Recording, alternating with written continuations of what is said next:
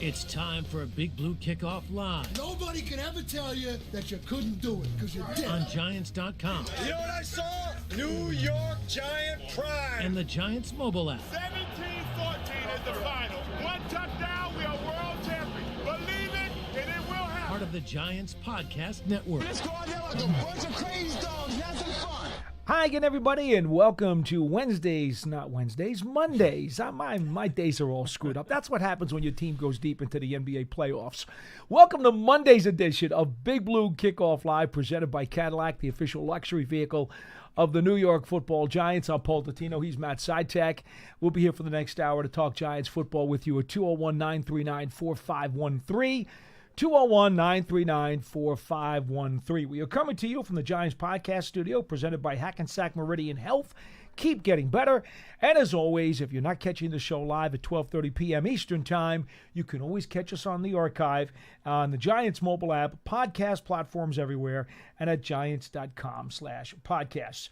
All right, a couple of things. First up, this week on Wednesday and Thursday, the NFL spring meetings will occur. One of the items that I can't wait to see them vote on is the hopeful abomination or demolition of the tush push. I don't know if that's going to happen, but that's one of the things they will be voting on. Another one's going to be about the participation of flag football in the Olympics, allowing guys to be part of that. That's another item. Another item has to do with the seedings in the playoffs, maybe going to the straight seeds instead of division champions. We could talk about that if you like, although, again, Wednesday and Thursday are the league meetings. I kind of want to push that talk off until then when we actually have more input. But if you do want to bring that up, I certainly make that available to you. Our question of the day, Pearson was reminding me this morning. I'm going to tweak it a little bit from what I had put up on the internet this morning. We want to know from you guys, the Giants' offense, okay? We're just going to go offense today. We'll go defense tomorrow. Which 11 players on offense are going to take the most snaps in the Week 1 opener against Washington? I thought we were going to do it for the season, but I guess I misunderstood the directions as we were talking about it last week. So we're not going to do it for the season. There could be too many factors that come into play. Guys could get hurt. There could be guys maybe moving up on the depth chart and taking somebody else's job, etc. We're not going to do that. So just who's going to take the most snaps in each of the 11 offensive slots in Week 1 against Washington? I think that's pretty easy. I think the defensive side's a little bit more difficult, quite frankly, Matt. But that's what we're going to do in terms of our question for the day. In the meantime, Pearson's still with us. He's still with us. He tried to drown himself in his Celtic sorrow, but somehow he did survive, and I'm glad you did. Thank you. I'm glad you did. I know you don't have a horse in this fight, right? You're a Knicks guy. I'm pulling for the Knicks. You are still pulling for the Knicks. Yeah, it's good for the city and for the area if the Knicks win. And I'm never, no offense, Pearson, I'm never going to be upset about a Boston team losing. Exactly. Even though the teams that I like, Boston isn't exactly the biggest rivalry. I mean, the Celtics would be, but like, I'm a Mets fan. I don't hate the Red Sox. Okay. But in general, that's because you beat them in the World Series. That's why. If they had beaten you, you'd hate them. Probably. But in general, it's always good to – I will never be upset about a Boston team losing or a Philadelphia team losing in any sport. So I'm pulling for the Knicks. All right. Well, we appreciate the support. I got to say, you lasted about – I don't even think 15 seconds into the show without making a Knicks reference. Well, somehow I thought we might make it a little bit further in. Well, look, John's on vacation this week, so I had to pick up the slack, right? That is true. Because he would have done it if I didn't. Oh, he would have led with that He right off the absolutely bat. would have. And I went at least a little bit into the program, all right, before we snuck a little Knickerbockers, go New York, go right in there. But in any event, it's good for New York. It's good for the NBA. In fact, it's good for the entire universe when the Knicks are kicking people's butts. So should be a entertaining series coming up. Knicks Pacers. You must remember some Knicks Pacers series from back in the day. Halliburton is really nosed himself into that list of guys who belong on the post office wall. Reggie Miller's on that wall. Paul Pierce is on that wall. Trae Young is on that wall. There's quite a rogues gallery on that wall. Halliburton has been nudging his way onto that wall. Okay? Yeah, he definitely has been. So we're going to see how that works out. But that's not until Wednesday. Yes. So we have time. We don't have to address the Knicks any further for the next 2 shows, much to Pearson's joy and thrill. I'm going to hold you to that. We don't have to do that. We don't have to. Let's see if you stick to that tomorrow. We don't have to do that. I'm gonna back off a little bit. We'll let the Bakers rest up and do what they need to do to win Game 1 at the Garden. It's so nice though to have home court.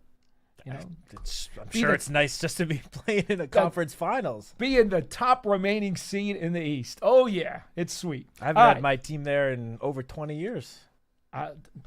Believe it or not, I actually covered the New Jersey Nets when they were at the Meadowlands for about 4 years. The early 2000 years? Buck Williams, one of my favorite all-time players. I covered Darryl Dawkins, Jaminski. Okay. So a little bit Buck. Before Jason Kidd got there. Oh, yeah.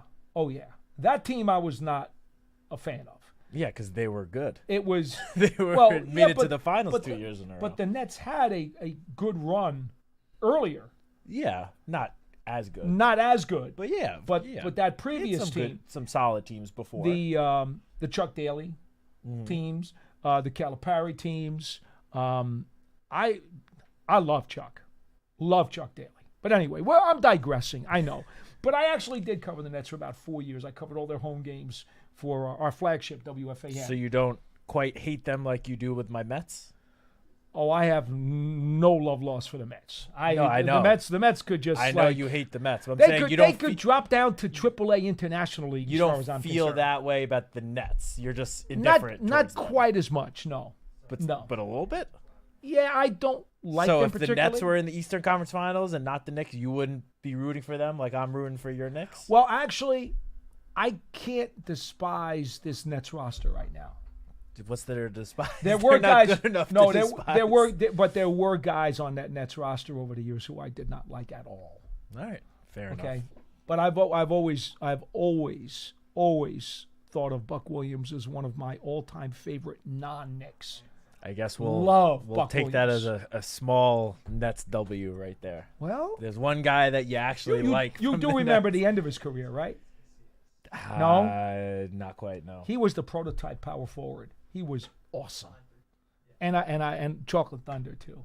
I was a Dawkins guy. I'm sorry, I just was. I was a Darryl Dawkins guy. That's fair. So all right. Anyway, Super John Williamson going back many years ago. Anyway, so yeah, there was a lot of Nets over the years I did actually like, but never really liked the team so much. It was individual players I would pick out. Fair enough. That I could do. The Knicks blood in me allowed me to pick out individual players, but I couldn't like the team. That was the difference. Okay. All right. Let's go to the calls. 201-939-4513. Oh, we've got 3 people on the line, but for some reason... I don't know why it's not showing up, but it sounds like we got a special guest calling in on line 3. Come on, John. Let's hear it. How you doing, my man? What's up, fellas? How you doing, JC? I'm good. How you guys doing, man? Jonathan, it is great to hear from you once again. Are you calling us from some tropical paradise? I know you like to vacation. I am at my house in North Bergen, New Jersey, fellas. I am right here, baby. Well, to some people, New Jersey is a tropical paradise. Well, I'm born and raised here, bro, so it's the home. And you know what? The weather has been good to us lately, so I'll take that. Yeah, not bad, not bad. So what do we owe the pleasure of today's phone call? So nice of you to join us today. Well, look, I've been we haven't talked, and, you know, I like to talk ball with you guys, you know, especially you, Paul, you know. No offense to you, Citak, but, you know, me and Paul Dottino, we're like Batman and Robin. I'm being the Robin, you know what I'm saying? So of course. I haven't had a chance to talk in a while, so I said, let me tune in to BBKL. Matter of fact, let me call in to BBKL because I haven't talked to my guys in a while. And I actually want to get y'all, opinions on something. I want to ask you guys a couple of questions. My first question is, of course, I think the Giants hit a home run in the draft. I think they did really well. My question is to both of you guys, which player from the draft are you most excited to see come training camp? I'll let you go first. All right. For me, the player I'm most excited to see in training camp, I'm going to have to go with not the obvious answer. I cannot wait to see Darius Alexander out there. I think he was just the perfect fit to play alongside Dexter Lawrence and on the interior with all of the guys we have on the edge now. I know Abdul might have been the easy answer there, but I already just have such high expectations for him already that I expect him to do what I think we all kind of expect him to do. But Darius Alexander, I feel like some people are kind of sleeping on him, and I think once the pads come on and we actually get to see some contact at practice, which obviously doesn't happen until training camp, I think he's going to leave a lot of people impressed and surprise a lot of people.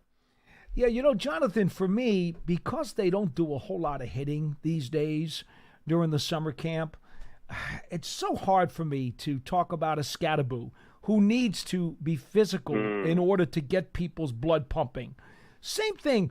I want to see the battles between the guys who are going to try to block Abdul Carter as he tries to get through them on the pass rush. I want to see what happens in the trenches with Alexander. I can't see much of that in training camp. It's not like years ago. You know that. So for me, it's probably going to be Fedoni, the seventh-round tight end, because he's a skill position player. And skill position players get to create the most oohs and ahs during most of these training camp sessions because there's hardly any contact. I like it. And, tight ends nowadays, especially in 2025, they're the quarterback's best friend. You could definitely use a great receiver on the outside, a great run game as well. But those tight ends are always kind of in between the hashes. They're always like the second or third option, and they could be great safety valves. So I hear you. I like it, Paul. My second question to you guys, as I'm staring at this gauntlet of a schedule, right? I don't know if you guys actually broke this down, but from that week 6 game, the Thursday night football game against the Eagles, which is October 9th, right?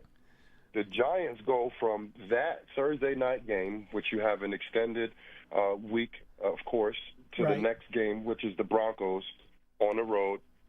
The Giants go from October 9th to December 14th, so 2 months. And I'm not counting those games. I'm not counting the Eagles game. I'm not counting the Commanders game. But the Giants go 2 months, including the bye week, with only 2 home games. Like, I've never seen anything like that. Like, that's scary to me, guys, like, to be honest with you. Like, I hope that the Giants are more of an away, a visiting team, and they have success on the road, because you do got the last 3 out of the 4 games at home. But that gauntlet, it doesn't even matter who they're playing. They're literally at MetLife Stadium twice in 2 months. I've been around the game for a long time. Paul, I know you have been around a little bit longer than me. Matt Citak, I know you do your research. I know how intelligent you are when it comes to this stuff. Have you ever seen anything like that before?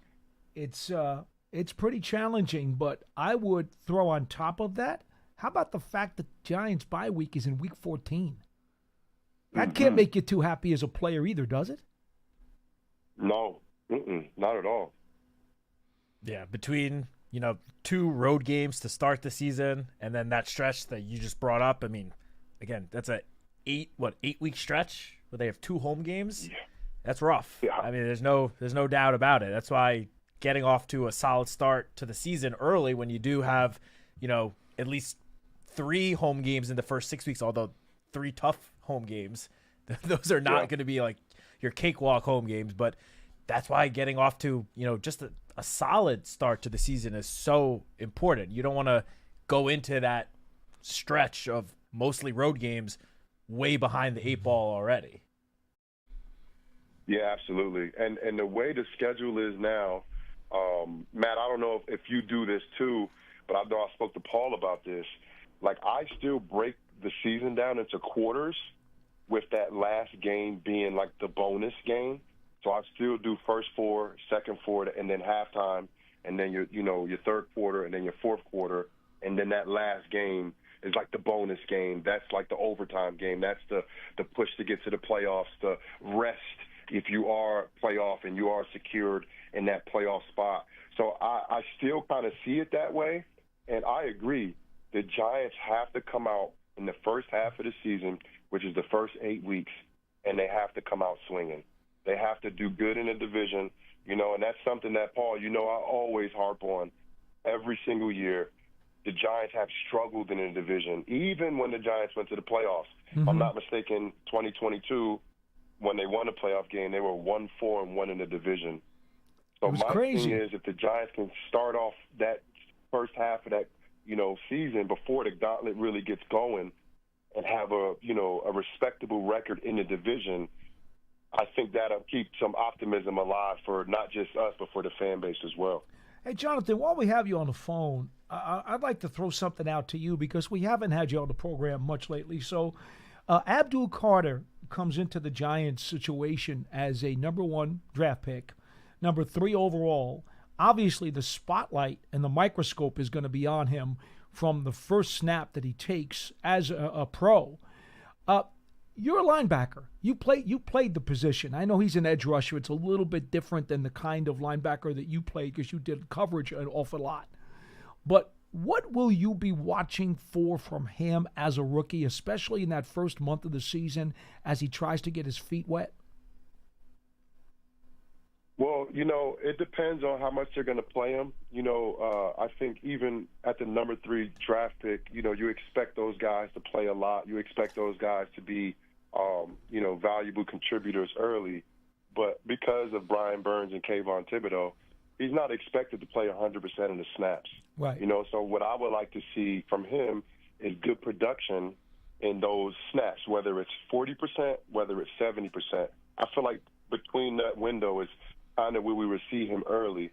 And I think on how he would play the first few weeks, I think that would be a good indicator on is that load going to increase or is it going to stay the same or decrease? But I would like to see, because mental errors would happen with young guys, right, Paul? So I'm not really tripping over mistakes. I'm not really tripping over, him not being at the right place, especially early on. There's a lot of things coming at you when you're playing early. But I would like to see his production whenever he's out there really, really high.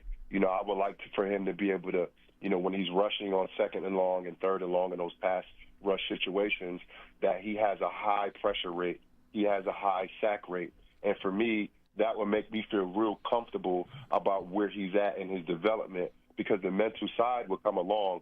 But sometimes at that position, that's why I'm like, sometimes just don't complicate it for these guys. Sometimes it's not thinking at all. It's just going ahead and being a better athlete than the guy in front of you and having a better mindset and going ahead and whooping his butt. So I would like to see his success rate high and his production rate high early in the season because the reason why the Giants drafted him so high, and I think he's a consensus 1 or 2 best player from 2025 draft class. I think everybody either has Travis Hunter or him as their number 1 player in the draft. So you expect that guy to have an immediate impact. But the thing is with him, he doesn't have to play 100% of the snaps because of the depth that the Giants have. I love the opportunity that he would walk into. I love it being with Bruce Bowen. I love it being with the roster that the Giants have. And people were speculating about getting rid of Kayvon Thibodeau and he has draft value and stuff like that. No, I'm all for multiple pass rushers because the reason why the Giants beat the Patriots twice in the Super Bowl, no offense to Eli, no offense to David Tyree, Victor Cruz, and Plaxico Burress, and all of the great offensive guys, all the great offensive linemen, it was because the pass rushers frustrated the GOAT, and he didn't look the same. The reason why the Eagles beat the Chiefs the way they did, because they might have beat them regardless, but the reason why they beat them so soundly was because Patrick Mahomes was running for his life. Yeah. He never looked comfortable, and that's because they have an array of pass rushers. Not one dominant pass rusher, not 2. They have an array of pass rushers. And in this day and age, in 2025, it's still the same thing. If you can frustrate these top-tier quarterbacks, which the Giants will see, Commanders, right? They got Jaden Daniels, Rookie of the Year, NFC Championship. Dak Prescott, I don't care who don't like him.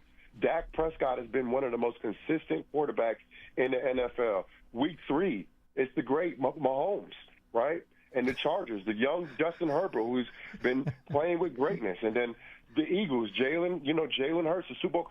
You have to be able to frustrate and fluster these great quarterbacks consistently. And I think adding Abdul to the roster that the Giants have without letting nobody go, but just finding ways and spots for them to actually be on the field at the same time, or substituting them so they have fresh pass rushers on every single passing situation, I think that is ideal for what the Giants want to get done. Yeah, it's going to be no picnic, that's for sure. Jonathan Casillas, I'm so glad you called today. Good to hear from you, my man.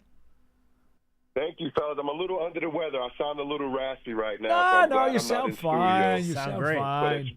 Hey, most importantly, really you're already from in you rhythm guys, talking man. Really football. Good talking to you guys. Be good, Jonathan. Thanks. Always good to hear from JC. That was a nice, pleasant surprise. It really was. I thought he was going to call in and start talking about the Knicks. Yeah, I wasn't sure as well. Pearson never would have let him on if he had said he wanted to talk Knicks. I'm sure he would True. have told Johnny Mack, no, get rid of that call. But one thing that, JC was just talking about towards the end there about, how important it's going to be for the Giants to fluster all of the quarterbacks that they face this year. I know I brought this up on the show before, but of the Giants' 17 games, 6 of them are against quarterbacks that were drafted last year. So second-year quarterbacks who have obviously do not have a whole ton of experience under their belts. I mean, Jaden Daniels had a phenomenal rookie season, but he's still a young quarterback going into just his second season. I think he's 22 years old. J.J. McCarthy did not play at all last year. Drake May, Caleb Williams, Bo Nix. These guys are, Bo Nix is slightly on the older side, but these guys are all second-year quarterbacks that can be confused depending on, the complexity of the defense that, Shane Bowen or whatever the opponent is, shows them. These are guys that can get a little flustered. You can surprise them, give them disguises, new looks that they haven't really seen before. And when you have a talented pass rush, and especially a pass rushing unit that can get after the quarterback with only 4 guys, like we saw the Eagles do in the Super Bowl, that's how you can get really creative on defense and really fluster a young quarterback. The only caveat there that would somewhat diminish that impact, and John and I talked about this the other day, the coaches on that schedule For sure. are literally like a Mount Rushmore Yeah. of current NFL coaches. This is a great list of opponents' coaches. There's a reason why the Giants have the number one, hardest strength of schedule. It's because these opponents are almost all well coached. They have good teams. Good teams and terrific coaches. Yeah. Some of the best in the league. It's true. I mean, this is going to be one heck of a mountain to climb. All right, let's get to the phone calls. Ronnie in Atlanta, you're first on the show. Hello. Hey, how you doing? Good to talk to you. What's up, Ronnie? Good. How you doing, guys? Hey, listen, I am just full of optimism about the season. I think we're going to be okay. I'm just worried about our wide receiving core. Reason being is I don't know what's going on with the Gabe Davis negotiations, but I would feel more comfortable if he's on the other side of Malik because of his experience. And I think he would add a dimension to our offense, that could bring it upscale. What do you guys think about that? Well, let me ask you 2 questions. Number 1, what makes you think he's better than Darius Slayton? Because I'm not sure that he is. I was just about to say, Darius Slayton has played one more year than Gabe Davis in the NFL and has had more consistent success in his career than Gabe Davis has had. Right, and that reason is I think that, and I could be wrong, but I think that Gabe Davis is more of a contested catcher than Slayton. I don't look at Slayton as more of a contested catcher. I look at Slayton as more of a over-the-middle slant, or he can stretch the defense, obviously, with his speed. But that guy that can get up and go get it in the midst of a crowd, I look more of Gabe Davis as well as Malik Davis as those type of receivers. I think Matt's word consistency is important to note here. If Gabe Davis was as consistently playing at a high level that he was supposed to when he came out of school, the Bills would have kept him. They would have re-signed him. He would not have been a free agent that wound up going to Jacksonville for a pretty decent buck. I like Gabe Davis. I think he's a good player. I'm sorry, though. I could not give away Darius Slayton snaps to him. I don't think you could either. No, I just think Darius Slayton has shown more, and especially in, Gabe Davis obviously had success in Brian Dable's system years ago, but Darius Slayton has now had, three seasons playing in this system. Yeah.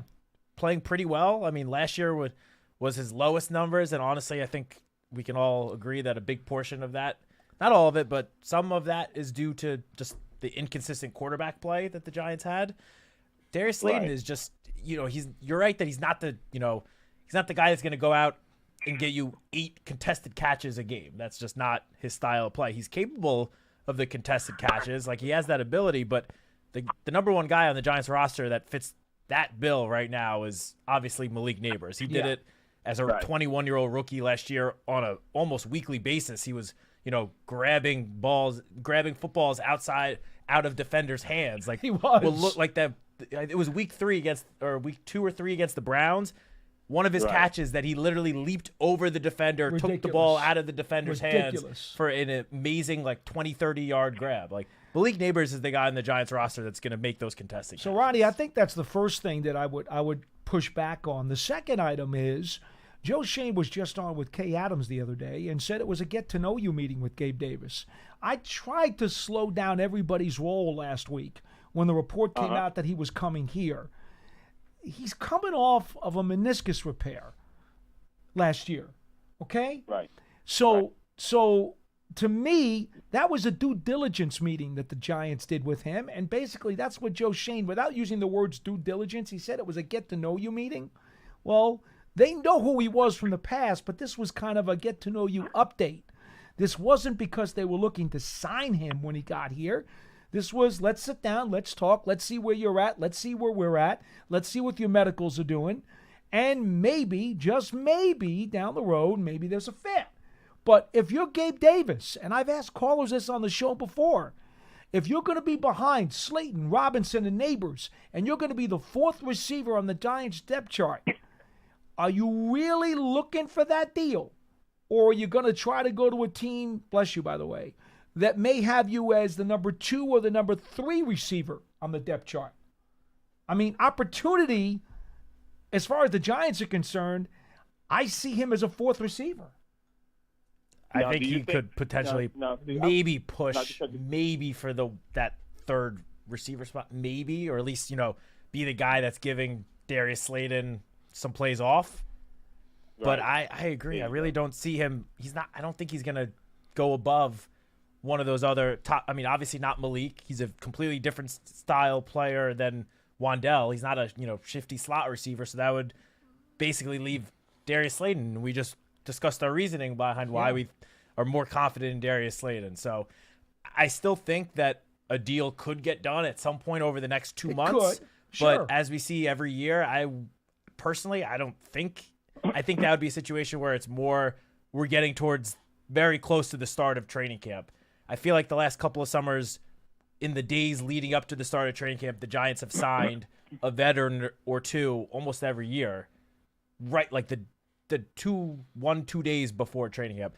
I don't know this for sure, obviously. I feel like if the Gabe Davis situation were to lead to an eventual signing, it would probably be closer to that date after the Giants go through the spring workouts, OTAs, and give their current receiver group a chance to really show what they can do with this new quarterback room. I would say this, Ronnie, if he really wants to come here and wants to reestablish himself as a player and is willing to be at least 3.5 or 4 on the depth chart, God bless him, because he'd be one of the best number 4 receivers in the NFL. Definitely. That'd be great. I'm not saying that I don't want the player.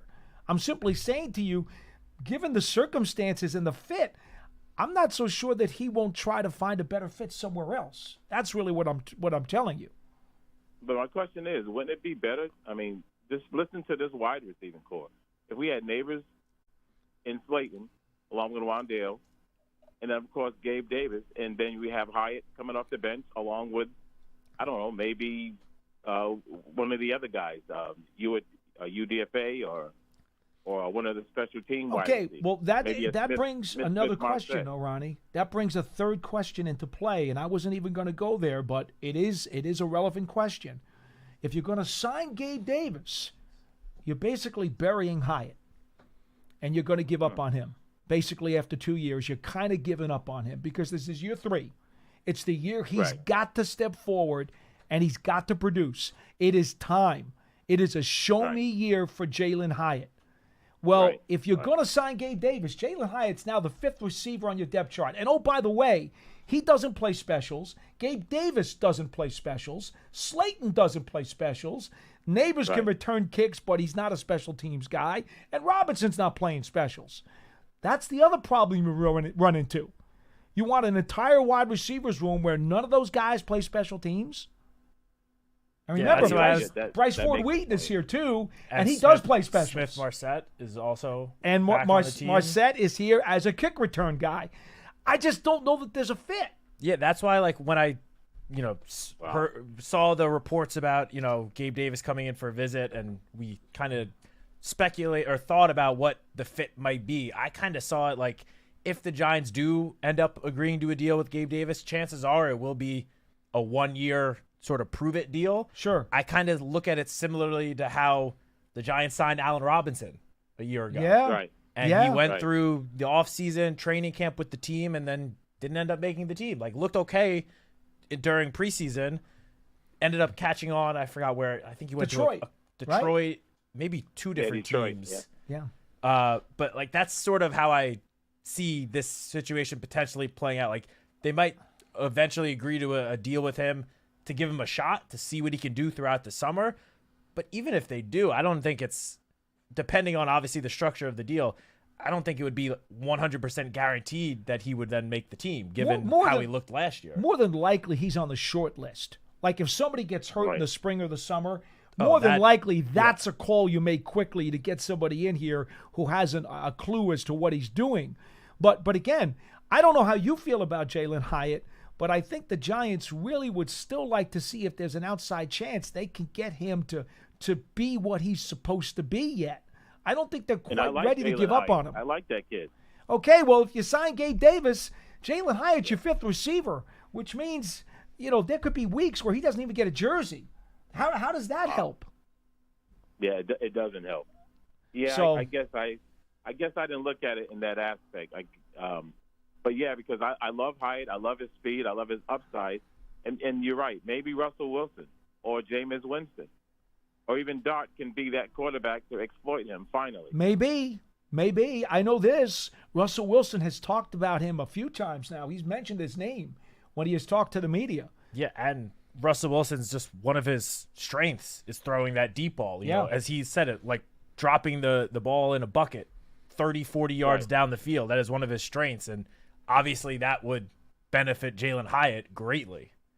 That having a quarterback that is really able to do that and do it on a consistent basis. Thanks, Ronnie. That makes sense. Thank you. Have a great day. Appreciate the call. Thanks, Ronnie. 201-939-4513. Looks like we've got line 2. Wilson in Roxbury. Hey, how's it going? Hey, Paulie. Yes, sir. Hey, Matt, how are you guys doing? Hey, listen, it's man. Been a while, nice Wilson. Listening to my buddy Jonathan, Hey, we'll catch up to him sooner or later. I promise you. Yeah. Okay, Paulie, listen. Yeah. You're not gonna like anything that I'm gonna say. You are, man. But I love you, and Matt, I love you, right? I love how you start the call with. You're not gonna like what I say. Try to be concise, to the point, and factual. That's all I ask.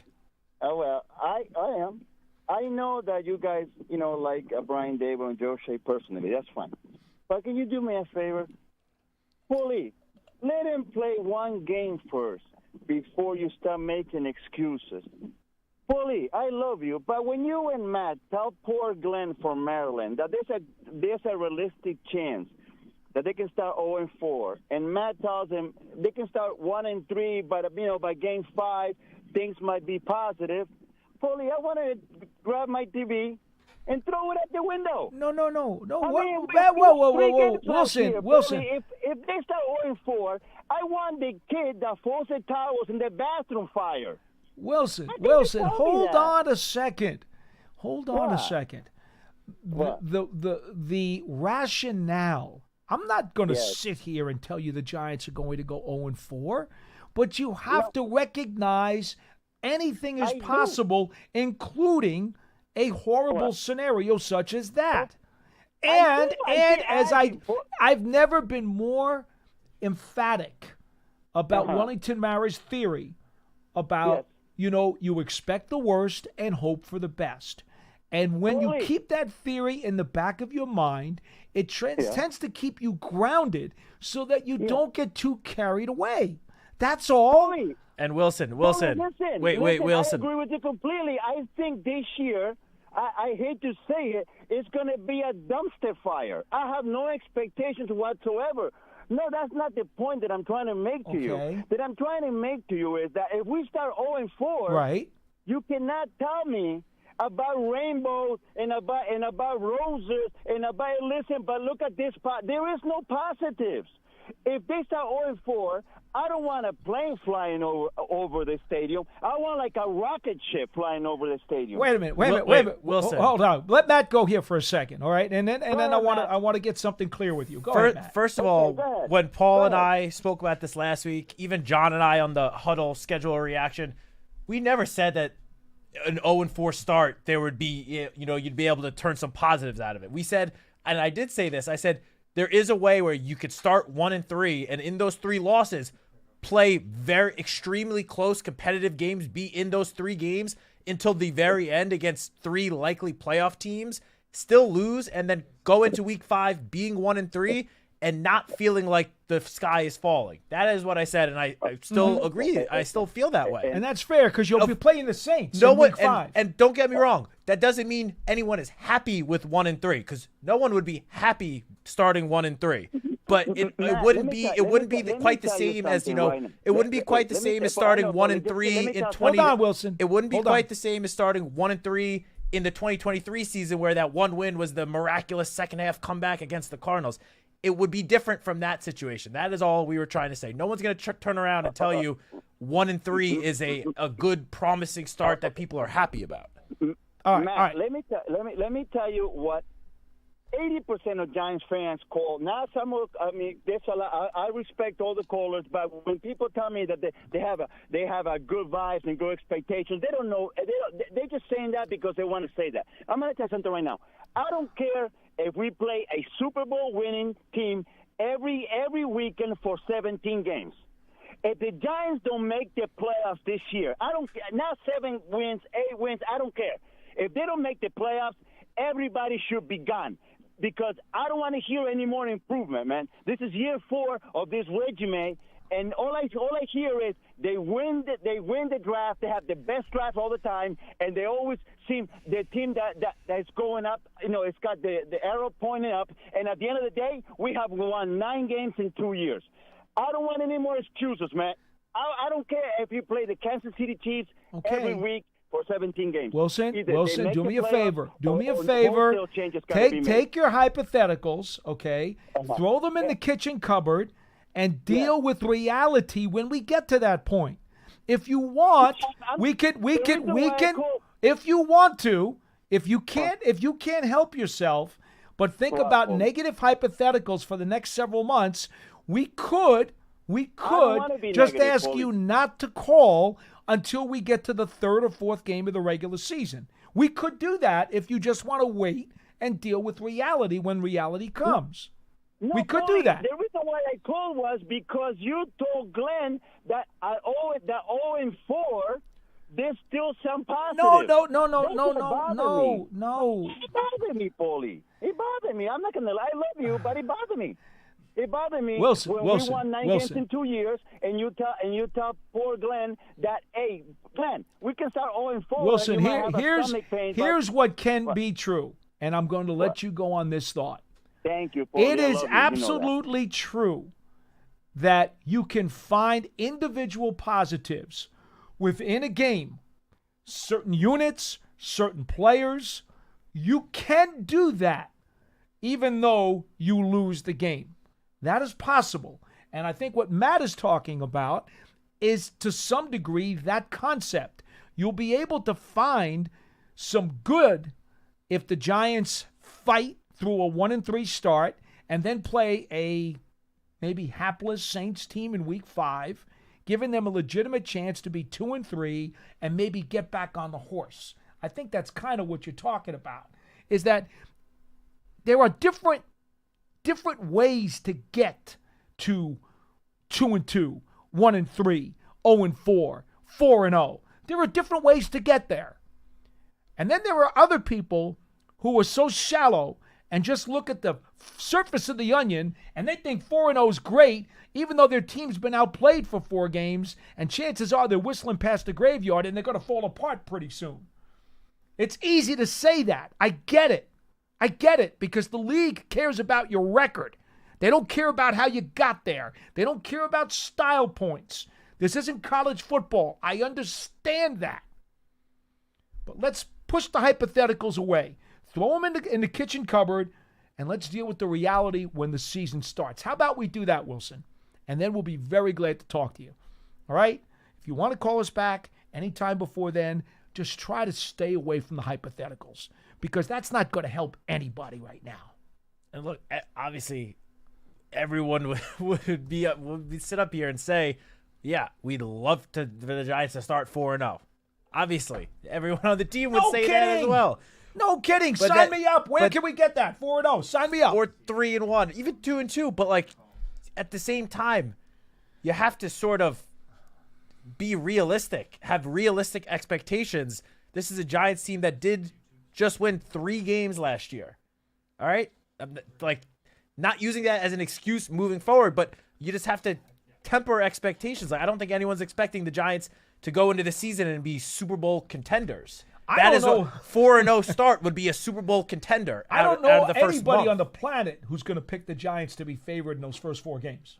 Exactly. So it's like, that's why you just have to be somewhat realistic. Obviously, in the grand scheme of things, if the Giants were to go 8-9 this season, would that be a fantastic season? No, but considering how the last 2 years have gone, and considering how young and up and coming the roster currently is, an 8-9 season would have you feeling extremely good about the team's direction going into 2026. You got to take it into context. That's the point. Yes. That's the point.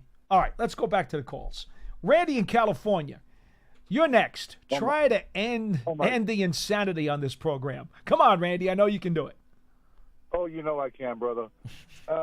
You guys would have to follow Wilson. I mean, right after Wilson, I got to – oh, wow. Okay, so – you can only go up from here. It's not a high bar. Okay, so this is coming from 85% of the fans out there because he was only at 80, right? So the season hasn't started. This is an entirely different team. We have new players all over the place. It's over a third of the roster's been overturned already, and we haven't even gotten to opening day. Exactly. And it's going to take a couple weeks for us to start gelling together. Our back end and our stop and the run, quarterback, everything's going to take time. So, Wilson, slow your roll, bro, right? We'll all get there together one way or the other. It doesn't matter if we win or lose. It's if we're playing better football. We're stopping the run. We're getting actually more than 10 to 12 points on a scoreboard. Come on, guys. Sure. Right? Lighten up. And I'm sorry, but nobody's Super Bowl favorites until the game is played. It doesn't matter what the newspapers say, who's favorites, or whatever, right? It's about the end of the season. So slow down. Relax. Good points. Am I right or am I wrong? No, you're right. Randy, you know what it comes down to ultimately? People's frustrations and emotions tend to overtake their logic. Really, that's what happens. Logic takes a back seat when people are frustrated and impatient. That's the bottom line. And that happens in all walks of life. It has nothing to do with sports necessarily. It happens in everyday life. But I do understand, fans like Wilson and other fans that do sort of feel that way, just given how the last, decade plus for Giants football has gone. We all understand the frustration. We are equally, if not more frustrated. Oh, yeah. Coming to the building every day and having to feel it. For us, there's no separation. Giants football is our lives, our livelihood. So we feel it very much so. Randy, the one thing I would say, and you brought it up at the beginning of your call, and I think that may be one of the most important things to keep in mind as we go through the summer here, and that is the Giants, they signed like 15 free agents. I mean, these are guys who they have plans for. They went and got a draft class that by almost every account is a really, really high-level draft class. So to assume that this team won't be better is being foolish. You have to look at the additions and you say, look at all of this talent they've added to the roster. The roster on paper is clearly a whole lot better than it was last year. And that's the one piece of speculation, if you want to chew on over the summer, that you need to chew on. The question becomes, how much better is the roster? And what will it lead to in terms of a record? None of us know the answer to that. So just be happy knowing that they didn't stand pat and didn't look at a 3-win football team and say, okay, we got a 3-win football team. We're going to pretty much just roll the whole thing back and not make many changes. Well, that's not what happened. No, the defense is completely different. I mean, this defense, obviously there's some core pieces that are still there from last year, but there was a lot of additions made on the defensive side of the ball. This defense now has the potential to be a top-tier unit. I think we can all agree that the defense has a very good chance of being the strength of the 2025 Giants season. And when it comes to the offense, I mean, obviously the last 2 years, the offense, or even more than that, the last few years, the offense has been nowhere near where anyone has wanted it to be, of course. Well, the Giants went out and completely revamped the entire quarterback room, the most important position in all of football, and especially on the offensive side of the ball, completely changed the entire room and brought in some proven veterans in addition to the rookie in Jackson Dart, where that room is going to have a completely different look and feel than it has ever before, really. I can't remember any time the Giants transforming their quarterback room from one season to the next as much as they have this offseason. No, that's good. And obviously a lot of the other pieces on offense,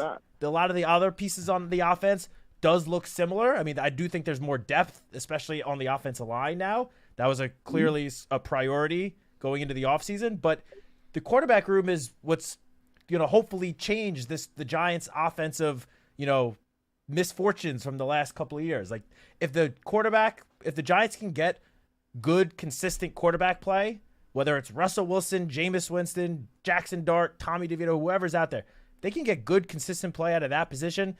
The entire floor of the offense is going to be raised, and that's going to lead to more points and lead to more competitive games. Randy, anything else? And the defense, though, too, because it's going to raise the offensive line. Yeah. It's going to give the defense more rest. 100%. They're going to be able to get after it more. But my one question was, are we better off running a 4-3 than a 3-4 with the pass rush now that we have? I think they've got. You have a wonderful day. Okay, Thank you, Randy. Appreciate it. Call again.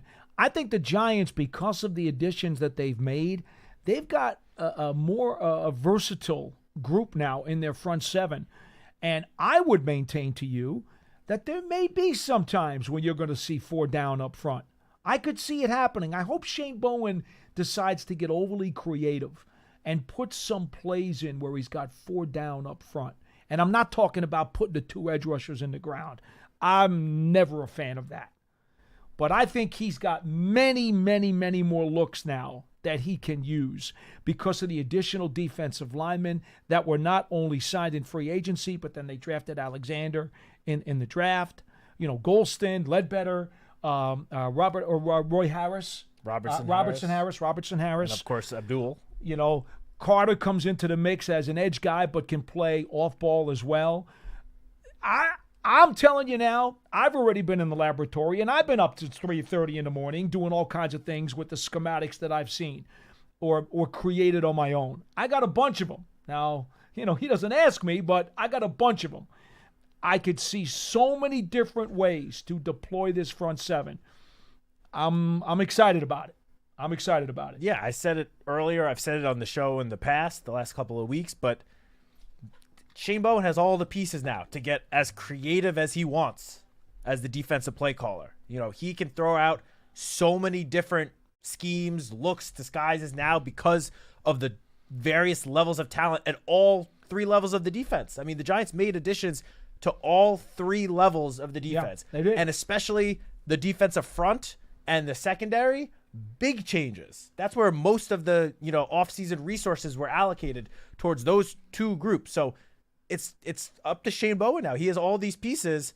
He's got to find, it's up to him to obviously find the best ways to put the best combination of players together in certain positions to get the best out of this unit. You guys know I love food, right? So I'm going to make this analogy for you. The Giants now have a tablespoon and a teaspoon. They got a fork. They got a salad fork. They got a steak knife. They got a steak. They got a butter knife. They got all those pieces in the kitchen drawer to do a lot of stuff with. Last year, they didn't. They had a fork, but they didn't have a salad fork. They had a knife, but they didn't have a steak knife. They didn't have a butter knife. They had a tablespoon, but they didn't have a teaspoon. Now they've got a full kitchen drawer of utensils. If Shane Bowen really wants to be creative, he can add a whole bunch of chapters to that playbook, and it could make the Giants defense really, really dangerous. All right, we go to Lawrence in Florida. You're next on the program. Thanks for calling. Hi, thanks for having me. I'm just tired of hearing about how hard the schedule is. Let the other teams worry about what the Giants are going to do. I think the Giants are going to sneak up on a lot of these teams. Mm-hmm. And you keep hearing about this baloney. And now with the Giants, things are going to turn around. This reminds me of back when they got Phil Simms and Lawrence Taylor. Things started turning around. Now they got this new quarterback and a new defensive guy. To me, it's the same. I think the Giants can sneak up on a lot of teams. They're going to be like Washington was last year because they're already writing the Giants off as a win for them. Mm-hmm. I wish they played the Chiefs on the first game of the season. The only thing that scares me is those. First of all, the easy team. You talk about the Saints. To me, I'm worried about them because every time they go down there, they always lose. They didn't win the Super Bowl. They got killed down That there. Superdome is a house of horrors. It really is. That's what I mean. And then I don't like those primetime games because Giants are jinx. I remember the one time Giants were playing the Cowboys. They took the lead with 11 seconds left.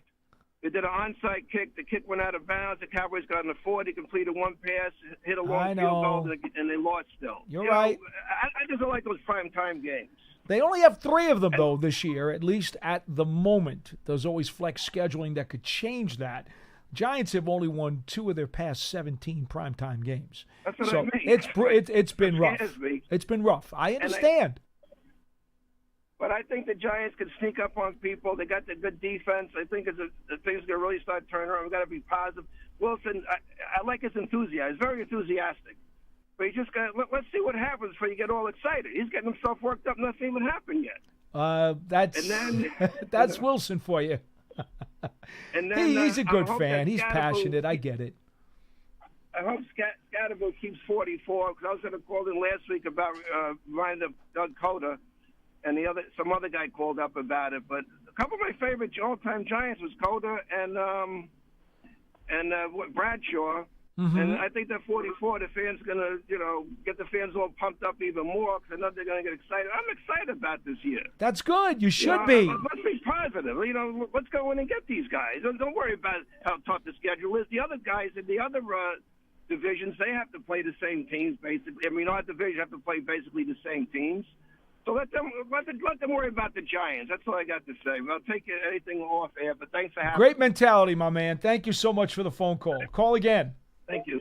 So the 2 things I just want to mention with what he was just talking about, Lawrence, thank you for the call. I agree with what he was saying about, who cares how tough the schedule might look. You obviously got to go out and play the games. But as we've talked about, those first 4 games, let's just look at the first 4. Everyone is going to count the Giants out of all 4 of those games. They're going to be big underdogs. Even at home against the Chiefs and Chargers, they are going to be big underdogs in those games. Yes, they will. No one's giving them a chance. So the pressure is on the other team to win more so than it is for the Giants because no one expects them to win. So I feel like that puts more of the pressure on the opponents, in which case you got nothing to lose, really. Just go out. Obviously, we expect the level of play overall to be better. Just go out and see what you can do. And then the other thing I just wanted to mention, and I get where Lawrence is coming from because I don't know how many years you want to go back, but primetime has not treated the Giants well in the last however many years. But Russell Wilson has been rather successful in primetime in his career. He's had a lot of success. He has a great record in primetime. His stats, has an extremely high passer rating in primetime. That could maybe change the Giants' fortunes when it comes to those games under the bright lights. He beat the Giants in primetime last year. 100%. Because, it's no secret that Daniel Jones struggled in primetime. Struggles sometimes went beyond that, but especially in primetime, the numbers weren't the best. Russell Wilson is kind of on the opposite end of that spectrum in terms of his numbers in primetime. So maybe our fortunes in primetime are about to change.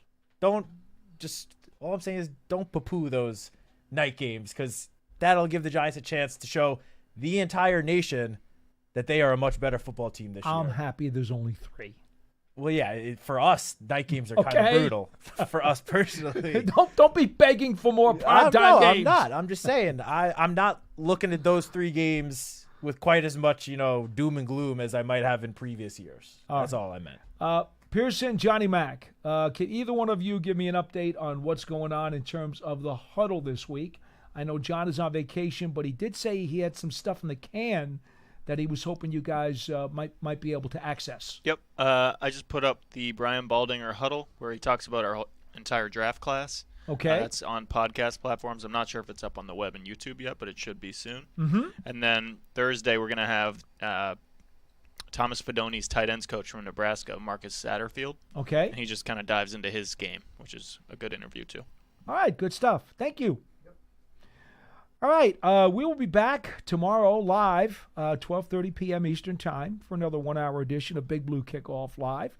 As always, 201-939-4513.